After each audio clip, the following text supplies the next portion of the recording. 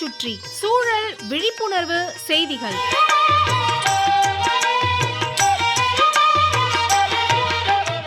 அன்புள்ளம் கொண்ட மது ராமகிருஷ்ணன் ஐயா அவர்களுக்கு உங்கள் மாணிக்கம் எழுதும் மடல். நலம் நலமறிய ஆவல். நமது பாரத திருநாடு பன்முகத்தன்மை கொண்ட நாடு. நிறைய மாநிலங்கள், நிறைய மொழிகள், பலதரப்பட்ட மக்கள், பல இனங்கள்னு நிறைய முகங்கள் இருந்தாலும் ஒன்றே ஒன்று, இந்தியர் என்பது நம்மை ஒருங்கிணைத்திருக்கிறது. நமது நாட்டின் வடகிழக்கு மாநிலங்கள்ல அருணாச்சல பிரதேசமும் ஒன்று. சூரியன் ஏழும் நாடுன்னு இதற்கு இன்னொரு பெயரும் உண்டு. மாநிலமா உருவாவதற்கு முன் நெஃபா என்று அழைக்கப்பட்டது. மொத்த பரப்புல சுமார் 80% காடுகள் தான். ஈட்டா நகர் இதன் தலைநகரம். மொத்தம் 12 நகரங்கள் இருக்கான். பசிகாட் என்ற நகரம் மிக பழமையானது. ஸ்மார்ட் சிட்டி வரிசையில் இடம்பெற்றிருக்கு. 3600 கிராமங்கள் இருக்குதான் அருணாச்சல பிரதேசத்தில். பழங்குடியின மக்கள்ல 20 இன மக்கள் இங்கு வசிக்கின்றனர்.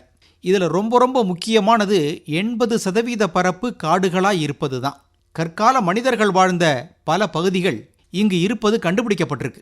ரோயிங் என்ற பகுதியில் இயற்கை வனப்பை முழுமையாக ரசிக்கலாம். பச்சை பசேல் பள்ளத்தாக்குகள், மனதை மயக்கும் மலை தொடர்கள் நிறைந்த மாநிலம் அருணாச்சல பிரதேசம்.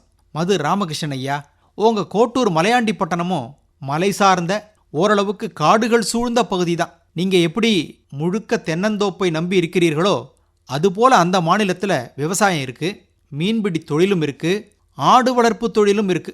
ஈட்டா நகரிலிருந்து சுமார் 100 கிலோமீட்டருக்கு தள்ளி சிரோ பள்ளத்தாக்கு இருக்கான். அங்க இருக்கும் மக்கள் நெசவு தொழிலை முக்கிய தொழிலா செய்பவர்கள்.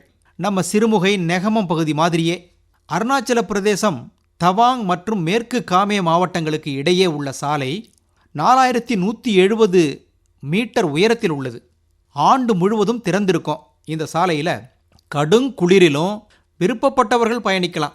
இந்த சாலையை ஒட்டி திபேத்தியர்கள் புனிதமாக கருதும் 101 ஏரிகள் இருக்கான். எப்படி நமது கோயமுத்தூர் மாநகரை சுற்றி நிறைய ஏரிகள் குளங்கள் இருக்கோ அப்படி. ஏன் செங்கற்பட்டு மாவட்டத்தை ஏரி மாவட்டம்னு தானே அழைக்கிறோம்? அதுபோல இந்த பகுதியில் பனிக்காலம் மிகவும் ரம்மியமாக இருக்குமா. ஏரிகள் பெரும்பாலும் குளிரில் பனியில் உறைந்து விடுமா. அந்த நேரத்தில் மோட்டார் சைக்கிள்லேயே சுற்றுலா வந்து செல்பவர்கள் நிறைய பேராம். எப்பவும் பரபரப்பாக இருக்கும் வாழ்க்கையை மறந்துட்டு அமைதியை அனுபவிக்க, ஏன் அமைதியை தரிசிக்க அருணாச்சல பிரதேசம் உகந்த இடம். அருமையான சுற்றுலாத்தலம். மது ராமகிருஷ்ணன் ஐயா, இருக்கிறவங்க தான் அள்ளி முடிய முடியும். வாய்ப்பும் வசதியும் உள்ளவர்கள் அருணாச்சல பிரதேசத்துக்கு ஒரு முறை போயிட்டு வரலாம். எங்களை மாதிரி இருப்பவர்கள் உங்கள் கோட்டூர் மலையாண்டிப்பட்டணம் உங்கள் தோட்டத்துக்கு வந்துட்டு போகிறோம். ஒரு கல்லில் 2 மாங்காய் அடிப்போம் நாங்கள்.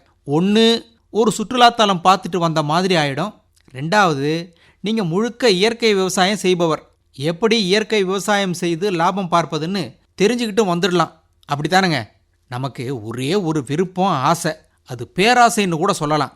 அதாவது அருணாச்சல பிரதேசத்தில் 80% பரப்பு காடாக இருக்கான், வனங்கள். நமது மாநிலத்தில் இது போல எப்போ வரும்? வருமா? இப்படிக்கு மடல் மாணிக்கம்.